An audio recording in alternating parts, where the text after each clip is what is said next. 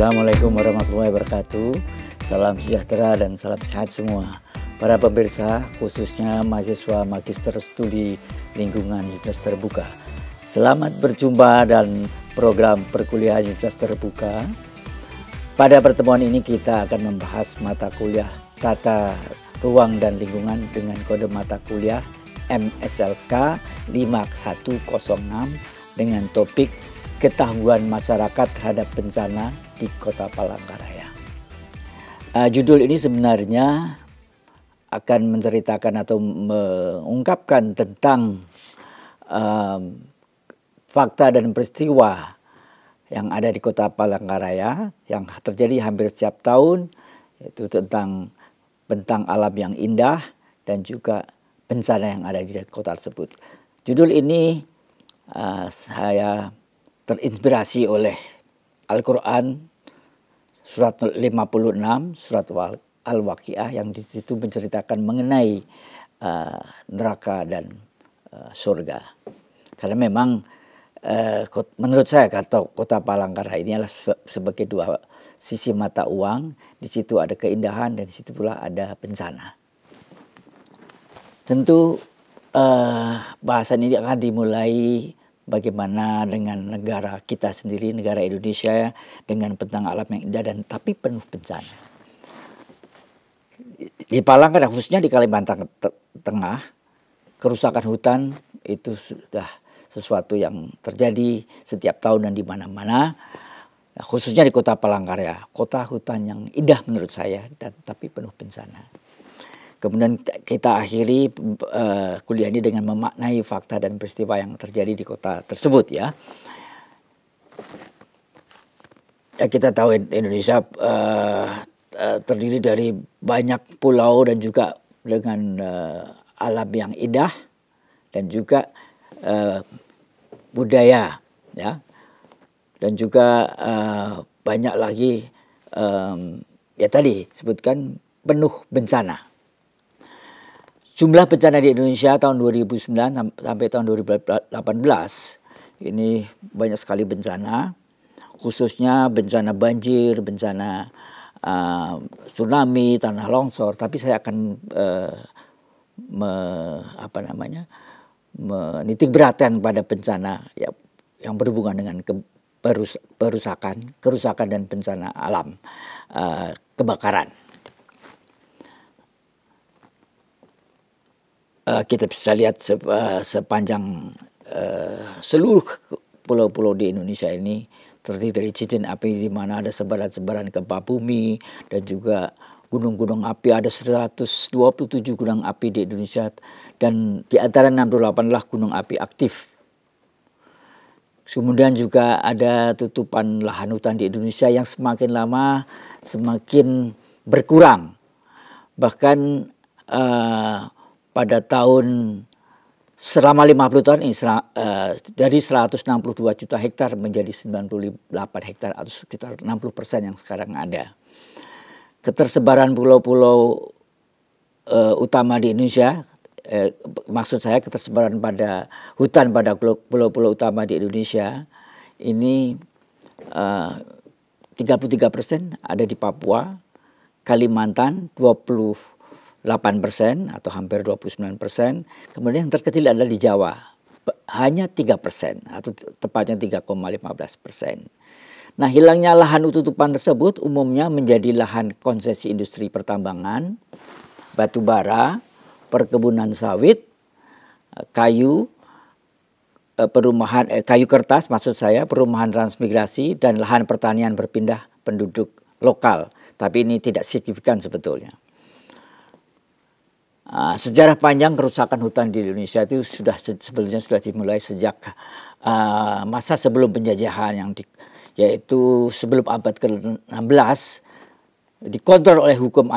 masih dikontrol oleh hukum adat organisasi masyarakat lokal untuk mengatur kegiatan eksploitasi dalam sistem pertanian skala manusia untuk keberlangsungan hidup.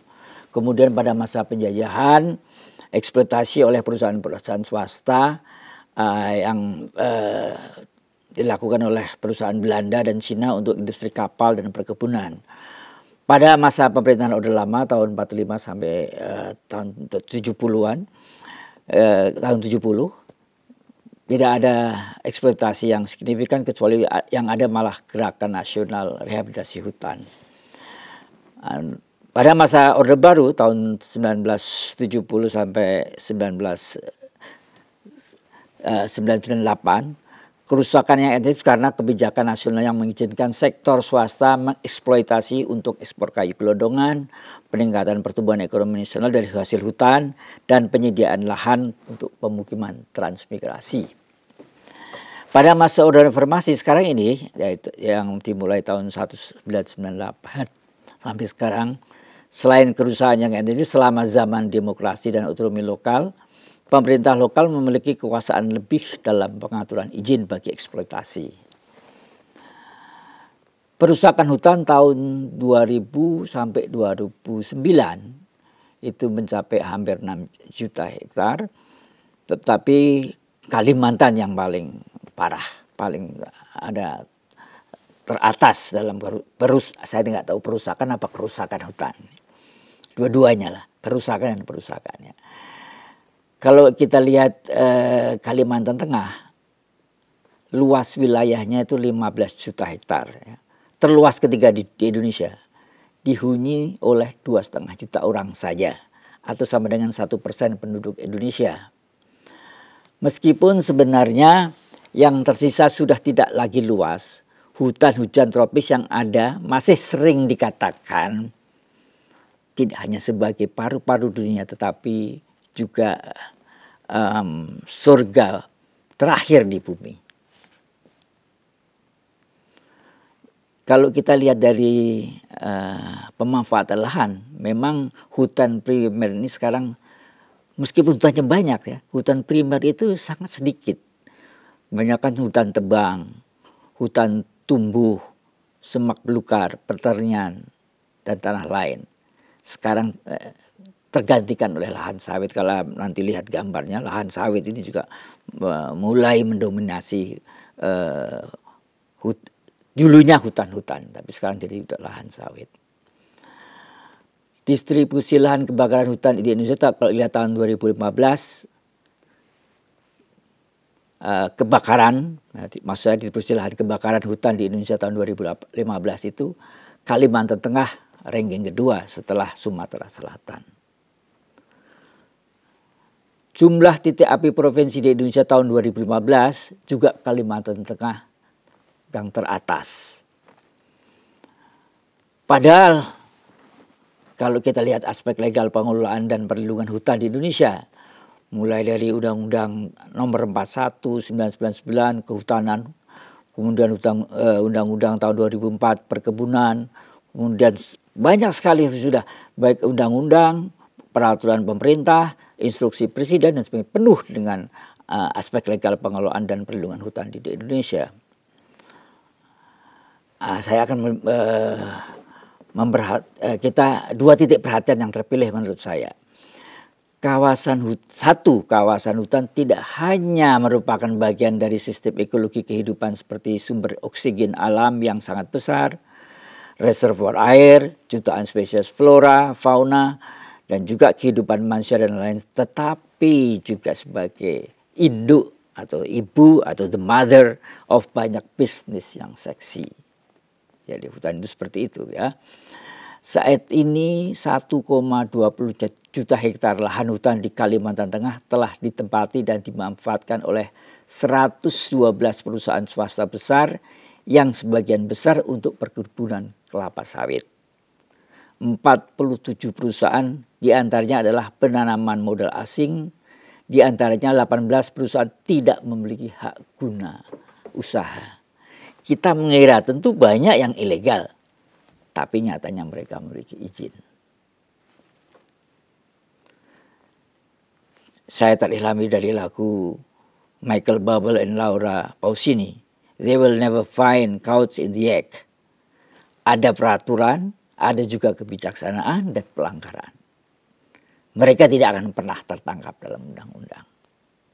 Ini kata lagu Michael Bublé and Laura Pausini ya. Nah, kita masuk ke hutan yang indah dan juga bencana di kota Palangkaraya ya. Palangkaraya itu memang dulu kenapa Bung Karno menetapkan untuk memindahkan ibu kota negara ini ke Palangkaraya, karena memang letaknya sangat sentris untuk kota Indonesia, tengah-tengah kota Indonesia ya. Nah, kota Palangkaraya kota baru yang pertama dibangun oleh pemerintah Republik Indonesia setelah kemerdekaan. Belum pernah terwujud ide gagasan Bung Karno tersebut ya, dan isu itu kemudian tenggelam selama beberapa dekade. Isu itu terus kembali muncul setelah IKN Jakarta semakin menghadapi banyak cerita panjang masalah pembangunan perkotaan seperti kemacetan lalu lintas, banjir tahunan dan sebagainya. Kemudian kota-kota kandidat pesaing IKN di Palangkaraya ini telah bermunculan. Banyak sekali kota-kota yang kandidat ya. Akankah kota Palangkaraya yang menjadi IKN yang baru? Saya waktu itu menulis ini tahun 2017. Saya berpikir apa mungkin kota Palangkaraya menjadi IKN yang baru. Isu harapan masa depan kota Palangkaraya dari segi wilayah administrasi mencakup 240.000 hektar, termasuk salah satu kota yang luas di Indonesia. Sebagian besar ditutup oleh kawasan hutan 57%. Dan lahan budidaya 38% dan hanya 4,7% telah berkembang menjadi kawasan terbangun dan hanya dihuni sekitar 250.000 jiwa. Palangkaraya kota hutan yang masa yang akan datang. Saya terilhami oleh The Garden City of Tomorrow dari Ebenezer Howard ya. Ya, kalau kita lihat gambarnya hanya kecil saja yang kota Palangkaraya dibandingkan wilayah administrasi yang sangat luas ya. Dua sisi mata uang kota Palangkaraya. Kota hutan bagian dari surga terakhir di bumi. Kota yang rentan terhadap bencana, kerusakan dan pembakaran hutan. Nah, saya ini dialami oleh lagu Guns N' Roses, Welcome to the Jungle and Paradise City. Kita lihat gambar-gambar kota Palangkaraya, baik secara di hutannya maupun di kotanya. Nanti bisa kita lihat di gambar-gambar ini. Kemudian juga flora faunanya ya, termasuk ada orangutan dan juga black orchid yang terkenal, yang mahal ya. Kemudian kita lihat bencananya. Lahan kota yang dikuasai oleh sektor swasta di kota Palangkaraya ini mungkin puluhan ribu hektar hanya untuk oil palm plantation atau kelapa sawit. Kemudian juga tambang sirken, tambang batu bara. Banyak sekali. Nah, kalau kita lihat gambarnya kita betapa hutan yang tadinya hijau kemudian menjadi tanpa atau menjadi gundul, sama sekali tidak ada tidak ada tumbuh-tumbuhan lagi seperti di Arab Saudi barangkali. Kemudian kalau kita lihat di kota Palangkaraya tahun 2018 ini termasuk yang tertinggi dalam kebakaran hutan. Nah, kita lihat gambar-gambarnya mengerikan sekali, bahkan 1 meter pada ketika kebakaran hutan 1 meter kita tidak bisa melihat seseorang ataupun objek benda kita dalam 1 meter.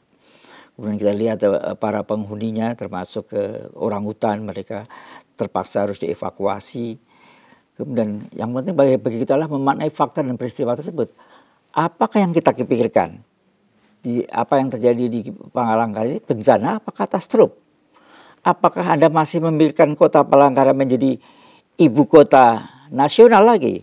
Apakah kota Palangkaraya dan kota-kota lain di Kalimantan banyak yang berkembang dan masih relatif baru? Bagaimana kota dan masyarakat tangguh terhadap apa yang dihadapi? Apa yang kita pikirkan? Ada dikotomi kesejahteraan masyarakat lokal versus kekuatan pasar bisnis yang seksi dan kebijakan-kebijakan nasional dan lokal untuk meningkatkan pertumbuhan ekonomi. Kapasitas lokal yang terbatas versus luas area pengelolaan pengelolaan hutan yang luas sekali ya. Kumpulan produk-produk berbasis hukum versus kelemahan dalam penegakan hukum. Kemudian pemulihan panjang dampak lingkungan akibat kebakaran hutan tersebut ya, versus pelaksanaan konsep pembangunan berkelanjutan yang harus kita pikirkan itu. Sesudah kita melihat fakta dan peristiwa, data maupun informasi tersebut, yang penting kita mensintesakan bagaimana memaknai fakta dan peristiwa tersebut. Apa yang harus kita pikirkan? Apa yang kita pikirkan tadi, menurut kita itu bencana apa katastrof? Kalau menurut saya itu bencana, kalau itu peristiwa bencana yang besar atau disebut dengan katastrof, bukan lagi bencana. Kenapa kita sebut dengan katastrof? Kemudian apakah kita juga masih memikirkan kota Palangkaraya menjadi ibu kota nasional? Atau mungkin kota-kota lain yang memiliki hutan luas seperti itu. Kota Palangkaraya dan kota-kota lain di Kalimantan Tengah itu baru berkembang, relatif baru. Kota Palangkaraya itu dibangun sekitar tahun 50-an.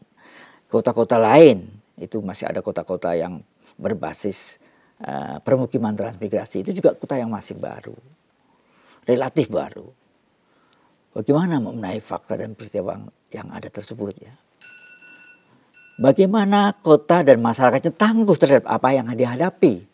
Padahal itu masyarakat yang baru ya, masyarakat yang tadi mungkin ada beberapa dari kota masyarakat transmigrasi yang relatif baru datang di situ, kemudian terjadi suatu bencana. Bagaimana mereka tangguh? Apakah mereka bisa tangguh? Terus yang perlu kita pikirkan lagi, kesejahteraan masyarakat lokal, ada dikotomi kesejahteraan masyarakat lokal versus kekuatan pasar bisnis yang seksi. Ya, tadi saya katakan bahwa hutan itu adalah ibu dari atau induk dari atau the mother of sexy business ya.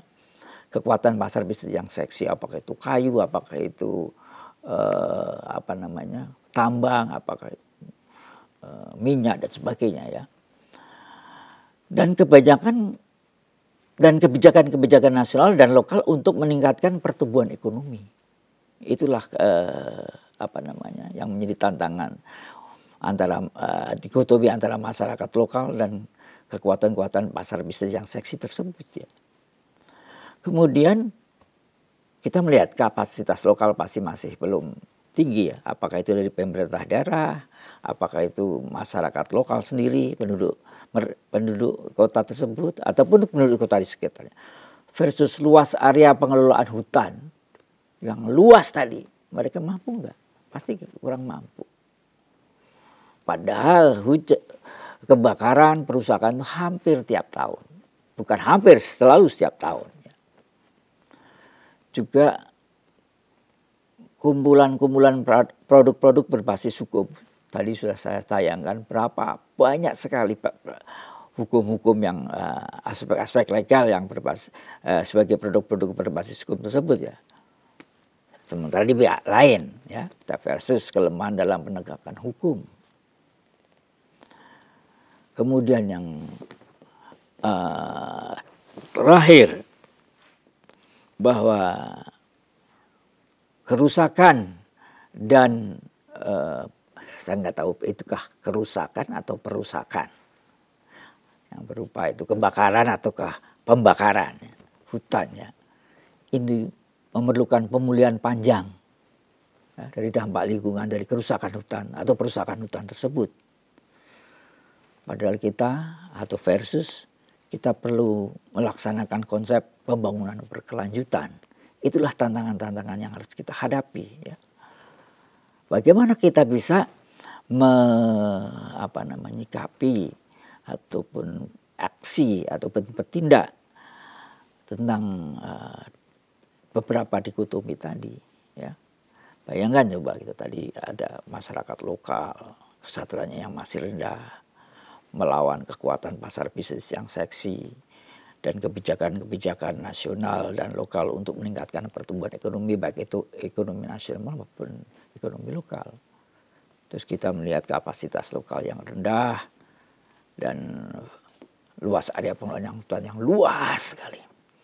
Oke, itulah tadi beberapa apa yang perlu kita pikirkan. Pemirsa, khususnya mahasiswa yang terbuka dimanapun Anda berada. Sampai di sini perjumpaan kita kali ini. Semoga tayangan ini bermanfaat bagi Anda. Selamat belajar dan sukses selalu.